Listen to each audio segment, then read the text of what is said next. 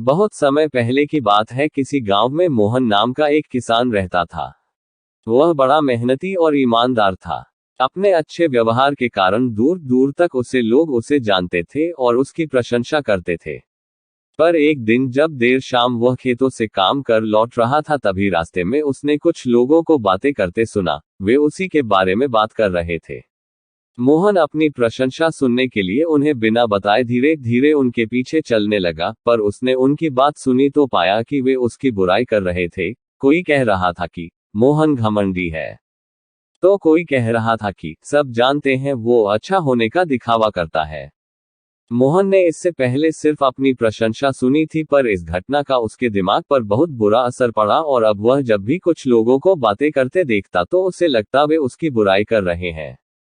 यहाँ तक कि अगर कोई उसकी तारीफ करता तो भी उसे लगता कि उसका मजाक उड़ाया जा रहा है।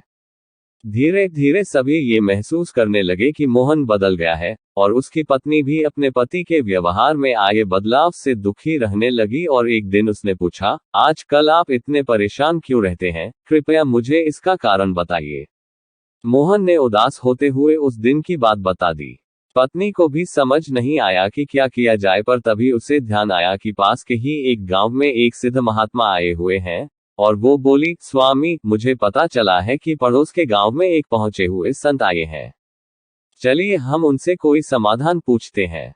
अगले दिन वे महात्मा जी के शिविर में पहुंचे। मोहन ने सारी घटना बताई और बोला, महाराज, उस दिन के बाद से सभी मेरी बुराई और झूठी प्रशंसा करते हैं। कृपया मुझे बताइए कि मैं वापस अपनी साख कैसे बना सकता हूँ। महात्मा मोहन की समस्या समझ चुके थे। पुत्र, तुम अपनी पत्नी को घर छोड़ आओ और आज रात मेरे शिविर में ठहरो, महात्मा कुछ सोचते हुए बोले। मोहन ने ऐसा ही किया, पर जब रात में सोने का समय हुआ तो अचानक ही मेढकों के टरटर की आवाज आने लगी। मोहन बोला, ये क्या महाराज, यहाँ इतना कोलाहल क्यों है? पुत्र, पीछे एक तालाब है, रात के वक्त उसमें मौजूद मेघ अपना राग अलापने लगते हैं, पर ऐसे में तो कोई यहाँ सो नहीं सकता। मोहन ने चिंता जताई। हाँ बेटा, पर तुम ही बताओ हम क्या कर सकते हैं? हो सके तो तुम हमारी मदद करो, महात्मा जी बोले। मोहन बोला, ठीक है महाराज, इतना शोर सुन के लगता है इन मेघों की संख्या हजारों में होगी। मैं कल ही गांव से 50-60 मजदूरों को लेकर आता हूं और इन्हें पकड़कर दूर नदी में छोड़ आता हूं। और अगले दिन मोहन सुबह सुबह मजदूरों के साथ वहां पहुंचा। महात्मा जी भी वही खड़े सब कुछ देख रहे थे। तालाब ज्यादा बड़ा नहीं था। 8-10 मजदूरों ने चारों ओर से जाल डाला और मेढकों को पकड़ने लगे। थोड़ी देर की ही मेहनत में सारे मेढक पकड़ लिए गए। जब मोहन ने देखा कि कुल मिलाकर 50-60 ही मेघ पकड़े गए हैं, तब उसने महात्मा जी से पूछा, महाराज, कल रात तो इसमें हजारों मेघ थे, भला आज वे सब कहाँ चले गए? यहाँ तो बस मुट्ठी भर मेघ ही बचे हैं।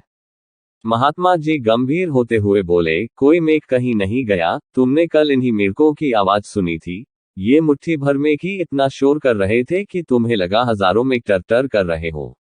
पुत्र, इसी प्रकार जब तुमने कुछ लोगों को अपनी बुराई करते सुना तो भी तुम यही गलती कर बैठे। तुम्हें लगा कि हर कोई तुम्हारी बुराई करता है, पर सच्चाई ये है कि बुराई करने वाले लोग मुट्ठी भर मेघ के सामान ही थे। इसलिए अगली बार किसी को अपनी बुराई करते सुनना तो इतना याद रखना कि हो सकता है ये कुछ ही लोग हो जो ऐसा कर रहे हो।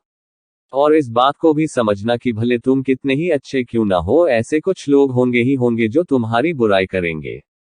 अब मोहन को अपनी गलती का एहसास हो चुका था। वह पुनः पुराना वाला मोहन बन चुका था।